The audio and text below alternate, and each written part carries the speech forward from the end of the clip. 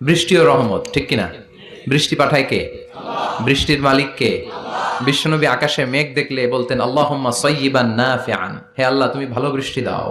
কেননা এই বৃষ্টি দিয়েও আল্লাহ অনেক জাতিকে ধ্বংস করেছে। বৃষ্টি দিয়ে মানে অতি বৃষ্টি দিয়ে আল্লাহ বন্যা দিয়ে গোটা দুনিয়াটাকে ভাসিয়ে দিতে পারে কি পারে না? এজন্য মেঘ দেখলে এত আনন্দিত হয়েন না, বৃষ্টি দেখলে অনেকে গান বাজায়, আছে না নাই? এই বৃষ্টি ভেজা রাতে তুমি চলে যেও না, গান গায় না? না, আপনি আল্লাহর কাছে দোয়া করবেন আল্লাহুম্মা সাইয়্যিবান নাফিআন, আল্লাহ তুমি বরকতের বৃষ্টি দাও।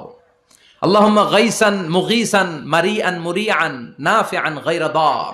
বিষ্ণুই পড়তেন আল্লাহ এই বৃষ্টিটা যেন উপকারী হয়, এই বৃষ্টি থেকে যেন ঘাস লতা পাতা কিছু পায়, এই বৃষ্টিটা যেন আমাদের জন্য বরকতময় হয়, যেন কল্যাণময় হয়, কোনো ক্ষতির কারণ যেন না হয়, তুমি কবুল করো। আমিন। আবার বেশি বৃষ্টি হলে বিষ্ণুনবী দোয়া করতেন আল্লাহুম্মা হাওয়ালাইনা ওয়ালা আলাইনা, আল্লাহ আমাদের এলাকায় আর বৃষ্টি দিও না, আমাদের চারিপাশে দাও। এই দোয়াগুলো পড়ার দরকার আছে না নাই?